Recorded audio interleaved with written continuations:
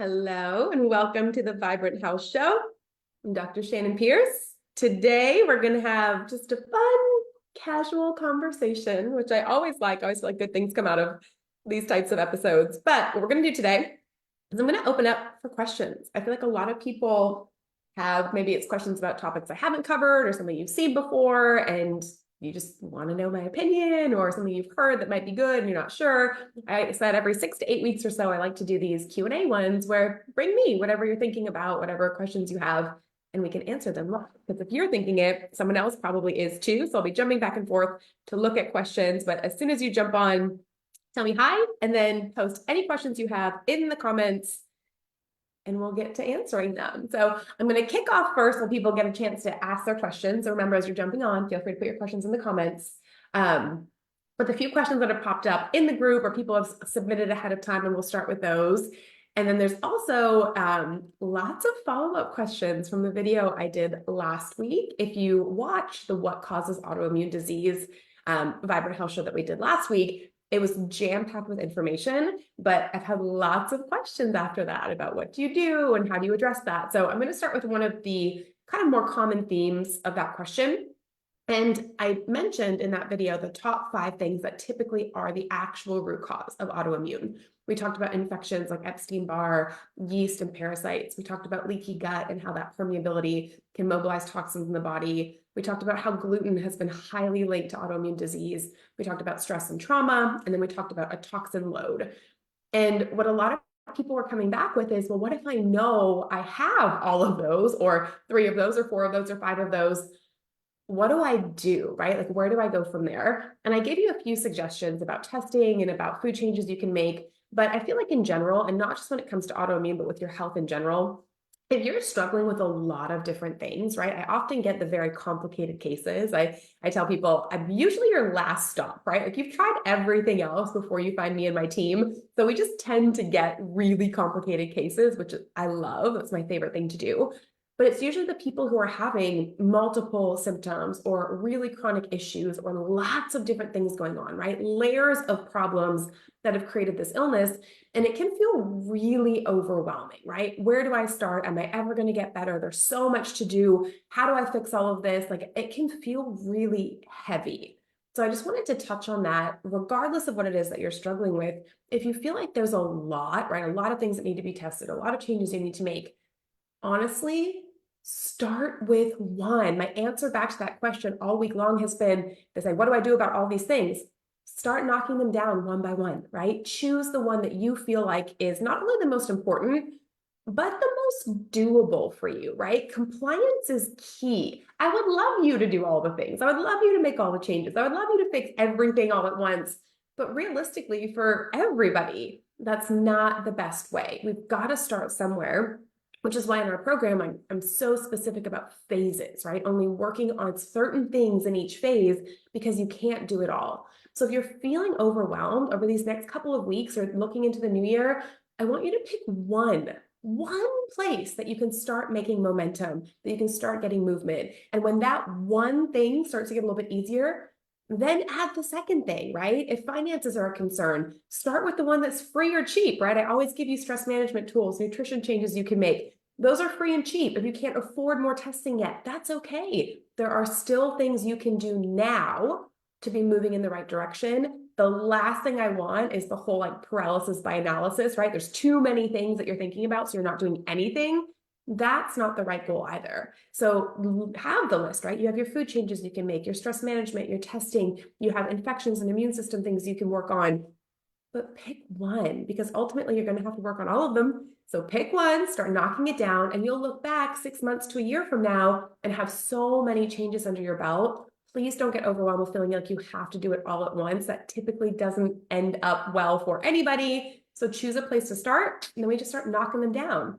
Because the whole premise of how a body heals, right, in holistic medicine, when we look at the body as a whole, our entire job is to find as many things as we can that have put pressure on the body and the immune system, which hasn't allowed it to work right.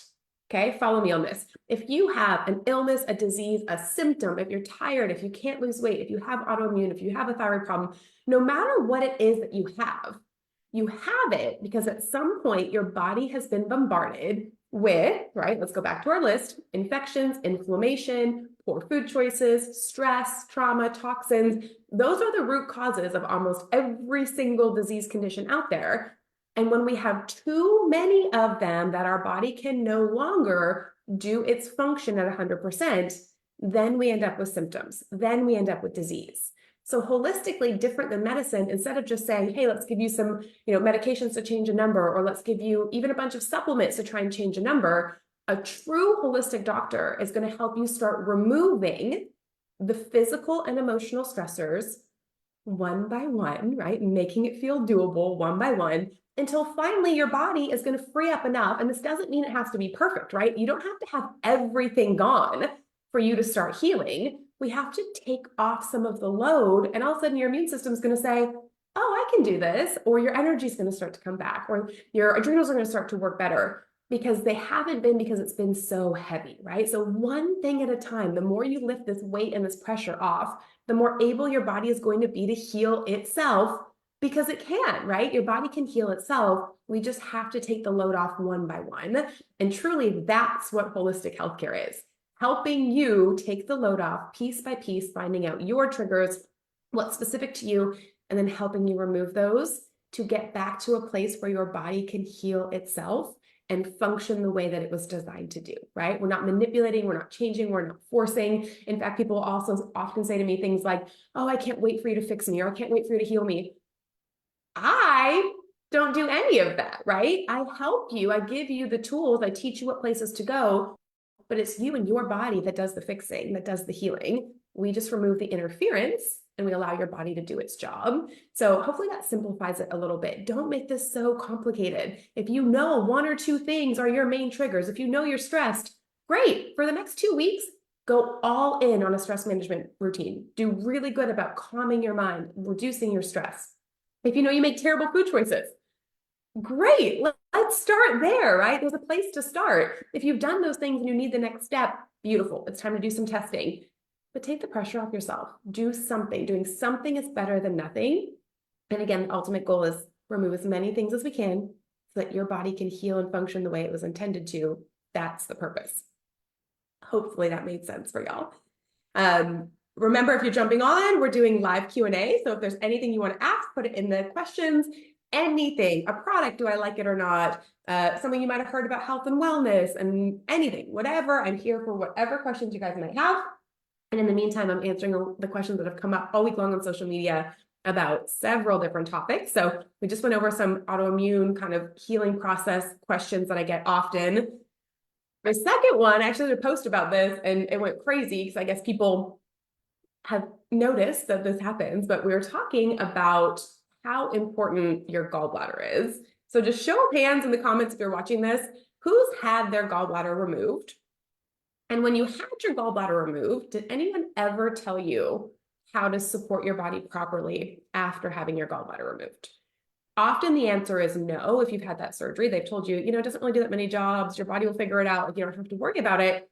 And unfortunately, more and more, we're learning that's just not true, right? Our gallbladder, in particular, the bile that your gallbladder stores, is incredibly important for so many different functions in the body, including the bile helps metabolize estrogens and hormones. So if you don't have enough of that, you're at risk of having hormone imbalance. You're at risk of having estrogen dominance and inflammation that goes along with that.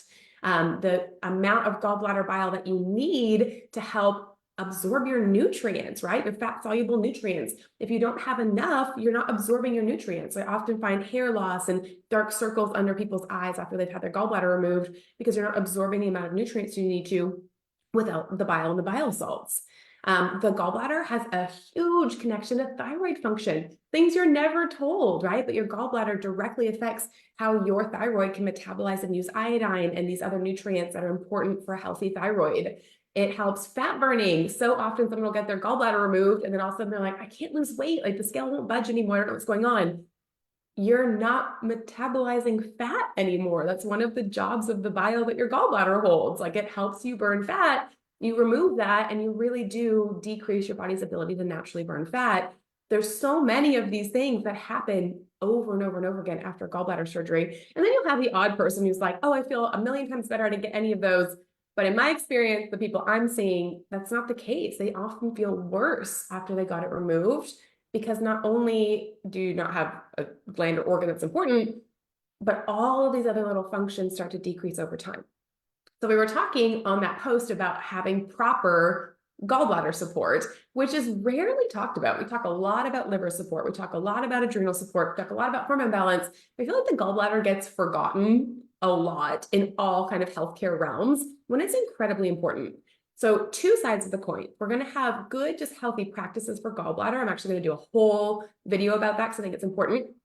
But if you've had your gallbladder removed, if you no longer have a gallbladder, you will need to support your gallbladder the rest of your life, or the lack of, right? The gallbladder you no longer have, the rest of your life, because you need that bile and those bile salts for so many different functions. And often people aren't told that once they've had that surgery. So when you're looking for a good support, if you don't have a gallbladder, something called ox bile mimics, right? It's bile from an ox, just like we have bile from human, but it mimics our gallbladder bile very, very closely, right? More so than most animals. That's really, the ox bile is the one that's the closest to our makeup of bile. So it helps perform those functions that you're not getting because you don't have your own. So you'll notice maybe an easier time losing weight, less bloating, not having to run to the bathroom so much, being able to absorb your nutrients better. Adding that in makes a significant difference. And if you don't have a gallbladder, you're going to have to do that ongoing forever, right? Like you've got to replace that function. And so many people were shocked by that when I made that video, because no one's telling you this yet. Gallbladder surgeries are running rampant. They're everywhere. But making sure if you've had that surgery that you're properly supporting what you no longer have, because it will help tremendously with thyroid, hormones, fat burning, nutrient absorption, energy, all the things that really could be impacted by having that gallbladder removed. So just making sure you guys know that. Advice for reducing down nodule growth. Yeah, great question. I get a lot of nodule, also kind of goiter questions. So let's talk about that. Number one, the cause of the nodule is important to know, right? Because the cause of the nodule will determine best course of action to help shrink it. And again, medically, they just say you have a nodule. Oh, we don't know why. We'll monitor it, and until it looks cancerous, it's no big deal. But what a nodule is inherently is your body protecting you from something, right? So you've got to picture when anything, right? A toxin, an inflammation, a virus, a bacteria, a parasite, whatever, right? There's so many potential causes of it get in the bloodstream.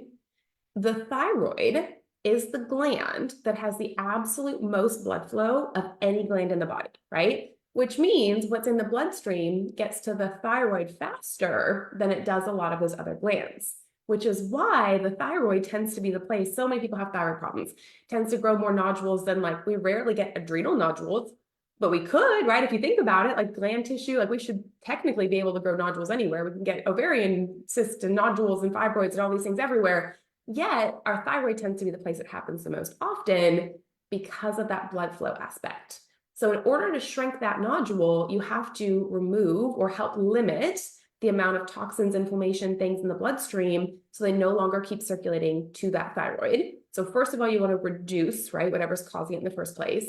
And then from there, really supporting things that are good for the tissue of the thyroid. So doing like a good thyroid glandular that's non-hormonal, right? We're not talking like Armour or the medication version of it, but a glandular that supports the actual tissue of the thyroid. Using things like ashwagandha to help keep any of that, inflammation and stress response down from the thyroid. Making sure your thyroid numbers are optimal, not just in normal range, right? It's all about function. And over time, I notice when you do reduce the inflammation, the infections, you really support a lot of the nutrients for thyroid tissue, you can see those nodules reduce. Now, and sometimes they do go away. Now, there is limitations of matter, right? When there's been, let's say it's really big or there's a lot of cell change, they don't always go away and they don't always shrink. Sometimes they do, but that's not a guarantee, right? If they've been there a long time, if they're very large, there are times I don't see a huge reduction in size, but we do want to make sure it's not growing, that you're not getting multiple, that it's not getting worse, that it's not impeding function. Because let's say you catch a thyroid nodule a little bit too late and we're not really shrinking it, you can still have full function, be a perfectly healthy person, as long as your thyroid's working exactly the way we need it to, levels are optimal, inflammation's low, right? All the things we just covered. So step one, if you don't know the cause of your thyroid nodule, making sure you're looking into things like Epstein-Barr virus, the same things we talked about last week with autoimmune tend to be the things that will also create a thyroid nodule. And then from there, once you know what that cause is, knock them down one by one, right? Not getting overwhelmed with the amount of things that we need to work on. Choose one, work on it, and then really just allow your body to get back where it's regenerating healthy tissue instead of feeling the need to form a nodule. Good question. What else? Other questions? What could be the cause? Seizures. Yeah. So those little seizures, she said, what could be the cause of seizures, like spacing out seizures in a 7-year-old? Never had them before now. Number one, it's always with kids, like testing what the imbalances are, right? So a good neurotransmitter panel, like what's going on in the brain. Is there deficiencies? Is there too much of something? Like a lot of times there's something that's triggered this, right? Also not forgetting that stress and emotional trauma, has there been big stuff going on? Was there any major changes? Like that makes a very big difference with neurologic function in general. But I would highly suggest getting a neurotransmitter panel and even a stool sample, right? There's so much our neurotransmitters, our gut and brain connection. All of those things are directly linked. With kids, the neurotransmitters in the gut are almost always the first places I start because they're triggering inflammation. And some of those things can pass the blood-brain barrier and they can really create, all kinds of inflammation in the brain that can lead to those seizures. And over time, sometimes they'll get diagnosed with epilepsy, sometimes they won't, just kind of depends. Like the petit mal seizures, if they continue on, is likely what they'll end up calling it. But I think the first job is to figure out what's triggering that, right? There's something. A body just doesn't wake up one day and malfunction for no reason. There's a cause, and figuring that out would be huge. So in that specific situation, neurotransmitter panel, for that one, we use ZRT labs. That's my favorite one for neurotransmitters. And then a good stool sample, we use doctor's data. If you have questions about that, put it in the link or in the chat and I can send you some links to those testing kits. But I think that would be a great place to start. Let's find what's triggering it and work backwards from there. Good question. I'm so sorry that's happening. I know that's scary. What else? Questions? If you're just jumping on, we're doing live Q&A. Anything you want to ask about, I'm here for it. Symptoms, products, things, whatever. I'm currently drinking, if you've not heard of it, sipping my Danger coffee, which is my favorite kind of coffee. It is mold-free, it is low acid, it's processed, ideally to not give you too much inflammation, and they infuse it back with a bunch of minerals. So instead of being depleting to the body like a lot of coffees are, and the acidity of a regular coffee, you're actually getting increased mineral and mineral balance with Danger coffee. It's my favorite one. I love it. I'll probably do a whole video in the new year on healthy coffee, since so many people drink coffee and don't know. What are you looking for? What kinds are good? What kinds are bad? How much should you have in a day? What coffee makers are good? There's so many little details that can go into coffee choices. What else? More questions? I'll give another few minutes if anyone has anything they want to know about. In the meantime, I'm going to talk about, again, if you're jumping on, add your question in the comments. I'll come back and check for them. But some of the things that we just covered too, right? Like food changes, stress management, reduce inflammation. I know those seem like simple concepts, right? But if you're new to health and wellness, if you're new to holistic living, or heck, maybe you're not new to it, life is just crazy. You're busy, like things fall off. Like I totally get it. That happens too. Even though they seem like simple suggestions, sometimes that can feel really overwhelming. So if you're the person who knows, you're like, yeah, my food's not great. I know I have inflammation. I know my stress is not wonderful. I want to start making those changes, but I don't know where to start. I have the perfect thing for you. So in January, every January, we do a group reset. And this January, we're doing a 2-week super simple reset. It's free. It's going to be posted here in the group. I already put the link in the comments. So you can go ahead and start getting registered. It doesn't start till January 8th. So you have plenty of time to get ready and get all the things. But if you're the person, you're like, I don't know where to start. this is the place that you start. It's 2 weeks. I'm giving you meal plans, recipes, grocery shopping lists, some really easy tips that you're going to do at home to reduce inflammation, my favorite healthy habits, a little bit of mindset and stress reduction tools. It's a great 2-week jumpstart that's not overly complicated. I did last year get some feedback that my reset that we did last January was a little bit harder to follow because I kind of mimicked what I do with my private clients, but they're typically quite a bit farther ahead in their journey than a lot of people starting. So this year I made it really simple. I promise you the meal plans are delicious. They're easy. It's not a whole bunch of crazy changes. It's just the foundation of exactly what I believe every person needs to be doing every day. Whole foods, low inflammation, teaching you how to make it easy and delicious, meal plans and recipes that hopefully your entire family enjoys so you don't have to make double recipes for everybody. So I highly encourage you, if you're thinking, I know I need to make changes, but I don't know where to start, get registered for the January challenge. The link is in the description for this video. I'll put it down in the comments too. We start as a group on January 8th, but get registered so you know you're locked in, you know the information is going to come, you'll have time to review it in advance and be ready to rock and roll with that. But one of my passions in life is I love teaching people the big concepts, right? The big information. But I also love making sure I'm giving you actionable steps that you can leave with and start implementing right away if you're not ready for some of those bigger steps. And these mini challenges, I try and do 3 or 4 every single year inside this group for you guys. These are the places to start. These are free, right? Simple, great starting points, great jumping off point. And then you can always add the more complicated things as you go. So please take advantage of all of those resources that I provided for you guys and get signed up for that.